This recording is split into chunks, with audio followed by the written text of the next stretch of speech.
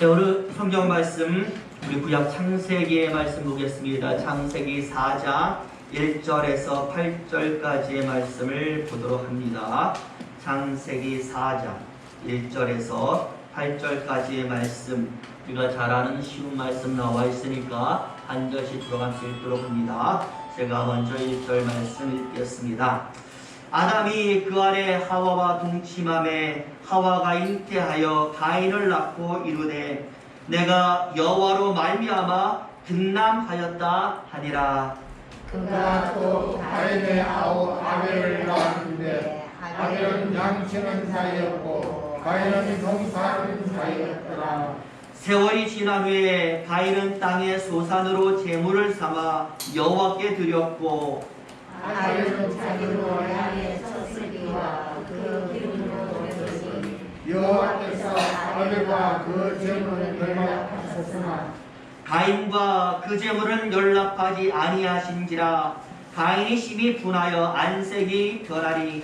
여호와께서 가인에게 이르시되 네가 분하여 하면 어쩌며 안색이 변하면 어쩌며. 7절과 8절은 같이 있습니다. 내가 선을 행하면 어찌 낯을 들지 못하겠느냐. 선을 행치 아니하면 죄가 문에 엎드르니라. 죄의 소원은 내게 있으나 너는 죄를 다스릴지니라. 가인이 그 아우 아벨에게 보아니라. 그 후 그들이 들에 있을 때에 가인이 그 아우 아벨을 쳐 죽이니라. 아멘. 8절까지의 말씀을 읽었습니다. 네, 오늘은 5월의 마지막 주일입니다. 이제 가정의 달도 저물어 가고 6월 호국의 달로 넘어가는데 부디 하나님의 인도가 우리의 가정을 넘어 우리가 발 딛고 사는 이 나라에도 강력한 도심으로 임하기를 예수의 이름으로 축원을 드립니다. 우리 이 시간에 같이 한번 인사할 텐데요. 사랑합니다. 축복합니다. 행복하시기 바랍니다. 같이 인사하겠습니다. 사랑합니다. 축복합니다. 행복하시기 바랍니다. 부디 저와 여러분의 고백대로 그 사랑의 결실이 우리 삶에 언제나 풍성하게 맺혀지기를 예수의 이름으로 축원을 드립니다. 야, 우리도 그렇지만 새벽 예배가 끝나면 대부분 예배에 참석한 성도님들이 자유롭게 기도하다가 집으로 귀가합니다. 어떤 교회에서 있었던 일인데요. 새벽 예배를 끝나고 목사님이 다 지나가다가 아주 우연하게 어느 집사님이 기도하던 내용을 듣게 된 겁니다. 너무나 강하고 과격한 내용의 단어들이 기도를 통해서 들려지니까 이게 무슨 말이지? 라고 아마 목사님이 듣게 된 것 같습니다. 자세히 들으니까요. 아마 남편에 대해서 기도하는 것 같은데요. 이렇게 그 집사님이 기도합니다. 하나님, 우리 남편 좀 부셔주세요. 정말 못 살겠어요. 그 우락부락한 성질 좀 부셔주고요. 술 먹는 것도 깨부셔주시고 담배 피우는 것도 완전히 박살나게 하나님 도와주세요.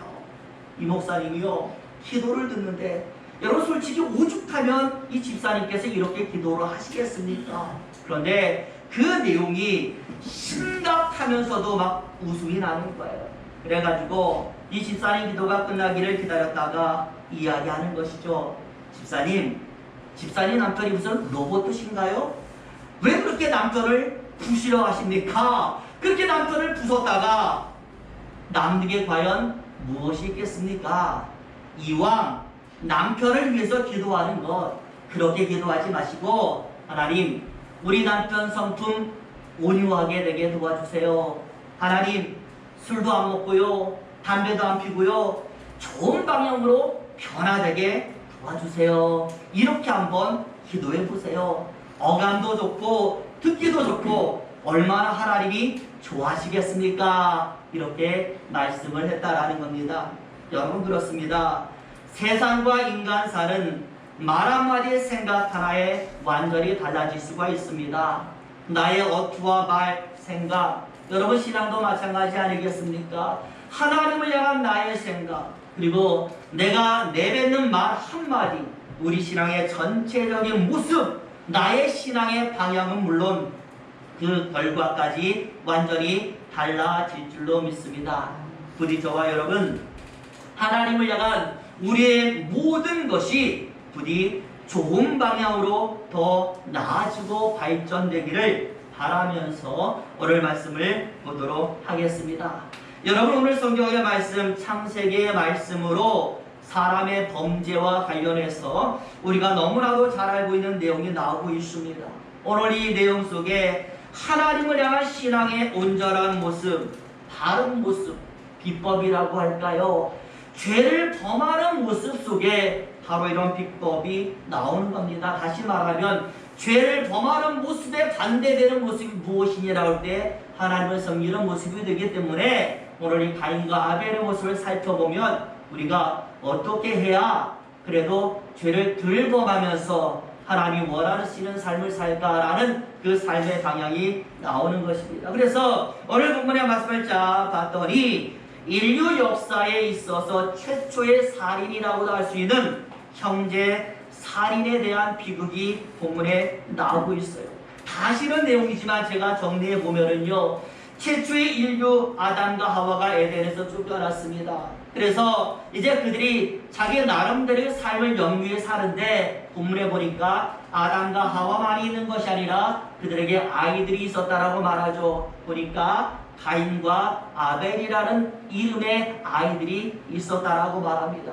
세월이 지나서 이 두 아들은 장성했고요, 나름대로 성공 가도를 달린 듯합니다. 그래서 큰아들 가인은 농사꾼으로 성장을 하고 작은 아들 아벨은 가축을 기르는 목동으로 아마 성장을 한 것 같습니다. 중요한 것은 이 두 사람이 어느 정도 장성했을 때에 하나님을 찾기 시작했다라는 사실입니다. 아마도 아담과 하와가 일러준 것 같아요. 너희는 하나님이 만든 사람이고 하나님을 잊지 않아야 되고 항상 하나님을 부르며 그렇게 살아야 된다라고 가르친 것 같아요. 그래서 부모의 가르침에 따라서 이제 스스로 자신들의 입으로 처음으로 하나님을 부르게 되었다.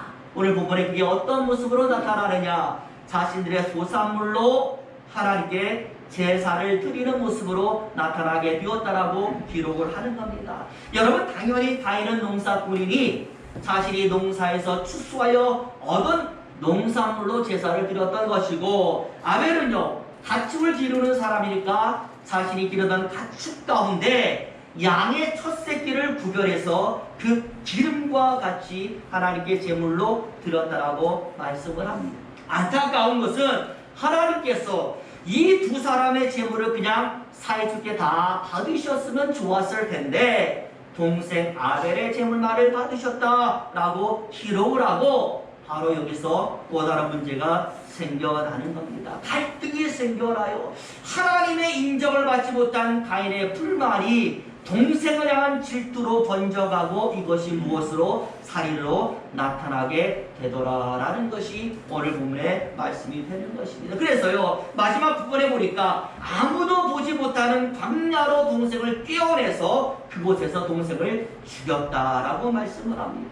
인류 최초의 살인이 자신의 동생, 형제를 살인하는 사례로부터 시작이 되었던 것입니다.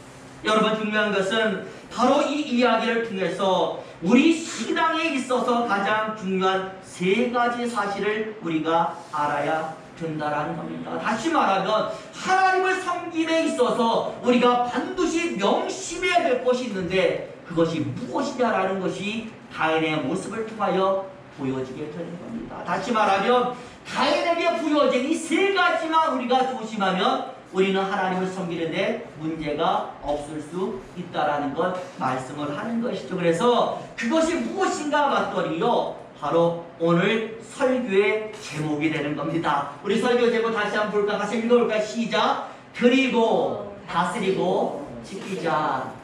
다시 말하면 가인은 드리는 것 실패하고 지키는 것 실패하고 그리고 다스리는 것 실패해서 하나님께 범죄했다라고 말씀을 하는 것이고, 바꿔 말하면 우리가 잘 드리고 잘 다스리고 잘 지킬 수만 있다면 하나님 앞에서 문제없는 인생 살 수 있다라는 겁니다.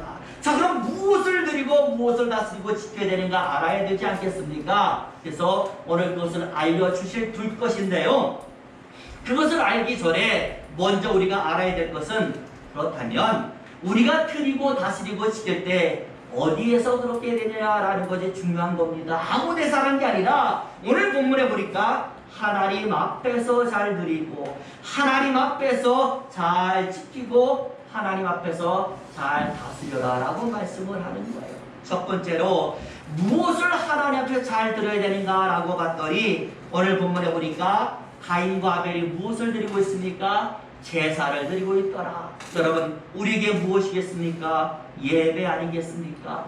하나님 앞에서 성도는 예배를 잘 드려야 될 줄로 믿습니다.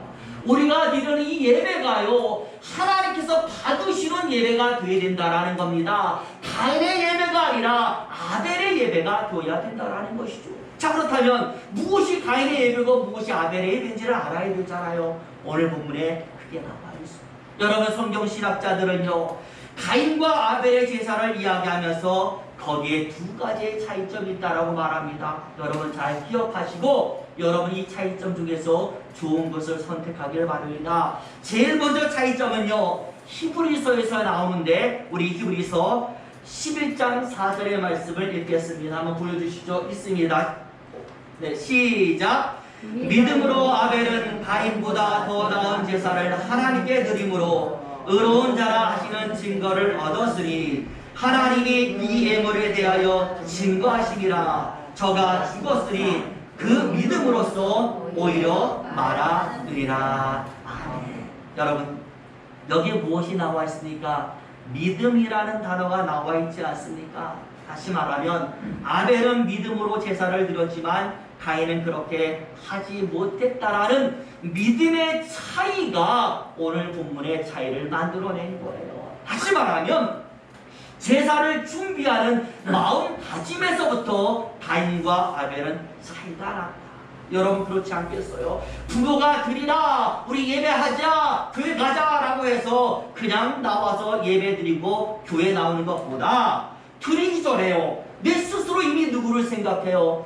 하나님을 생각하고 그 마음으로 제사를 드리고 예배를 드리는 것, 완전히 차이가 난다라는 겁니다. 하나님을 미리 생각하고 있기 때문에 마음에서부터 차이가 나고 또 준비와 자세가 다르게 되는 겁니다. 그래서요, 오늘 본문에도 보면 가인이 드린 제물은요, 그냥 뭐라고 말해요? 농산물, 이런 단어로 딱 던져버렸고요. 아벨이 드린 제물은 뭐라고 말해요? 양의 첫 새끼와 기름이라고 말하고 있습니다. 그냥 기름이 아니라 내가 드린 양의 첫 새끼에서 나오는 기름이니 여러분, 그것을 짜기 위해서 아벨이 그 가축을 얼마나 많이 준비했겠어요. 닭을 다듬고 씻고 짜고 또 하나님께 드릴 것을 따로 준비하고, 준비에서부터 완전히 그가 다른 모습을 보였다라는 겁니다. 하나님을 생각하는 믿음으로 미리 준비된 예배가 잘 드려지는 예배의 첫걸음이 되는 겁니다. 우리도요, 예배들이 나올 때 집에서부터 야, 오늘 하나님 만나러 가니까 좀 잘 씻고 그리고 다 준비하고 나온 것과 시간 됐으니까 야, 빨리 가자, 이런 거하고 완전히 차이가 많이 나는 것이거든요. 하나님은요, 예배를 드리거나 무엇을 하거나 그 마음속에 누가 하나님이 있기를 원하는 겁니다. 우리의 생각과 마음속에 하나님이 있기를 바라는 것이 바로 하나님이 받으시는 온전한 예배가 되는 것입니다. 그리고 두 번째는 가인과 아벨의 평소의 행실의 차이가 났다라고 말씀을 하는데, 여러분은 우리 7절 말씀 같이 한번 읽어봅니다. 7절 보여주시죠. 7절 있습니다. 시작. 내가 선을 행하면 어찌 낯을 들지 못하겠느냐? 선을 행치 아니하면 죄가 눈에 엎드리리라. 죄의 손은 내게 있으나 너는 죄를 다스릴지니라. 아멘. 가인이 자신의 제물을 받지 않으니까 얼굴에 뭐가 나타나요? 분노가 나타났거든요. 그것을 보고 하나님 말씀하는 거예요. 무슨 단어를 썼을까요? 선이라는 단어를 쓰면서 내가 뭘 하지 않다? 선을 행하지 않고 있다라고 말씀을 합니다. 선을 행하지 않는 가인의 모습을 하나님 지금 드러내고 있는 거예요. 거기다가 6절의 말씀 제가 말했지만 하나님 앞에서 뭐 했다고요? 분노했다. 저와 여러분 아무리 사람이 악해도요, 하나님 앞에서는요, 우리가 마음가짐을 좀 다해하는 게 사람이에요. 아무리 썩내도요, 하나님 앞에서 썩낼 수는 없는 겁니다. 그런데 오늘 본문의 가인은요, 하나님 앞에서도 분될 정도였으니 평소에는 어떻게 되냐? 오늘 본문은 가인의 평소 행실이 좋지 않았다라는 것이고, 그래서 선보다는 분노, 의인보다는 죄인에 가까운 삶이 가인의 삶이었다라고 말씀을 하는, 그래서 말하는 거예요. 야, 네가 평소에도 선을 행치 않았는데 그런 행실 가지고 어떻게 내 앞에서 네가 분노할 수 있느냐라고 하나님이 말씀을 하는 것이죠. 그러니 저와 여러분, 6일 동안은 악인으로 살면서 주일만 하나님 앞에 나와 거룩하게 사는 것을 하나님은 용납하지 않는다라는 겁니다. 우리가 드린 예배가 연락되기 위해서는 우리 6일간의 삶도 의와 경건으로 세워져야 된다라는 것. 정말 열심히 바르게 살면서 하나님을 찾는 모습이 있을 때에 하나님도 응답한다라고 말씀합니다. 특히요, 성경은 제사 드리는 사람과 그 사람이 드리는 제물을 같은 것으로 동일하게 생각했어요.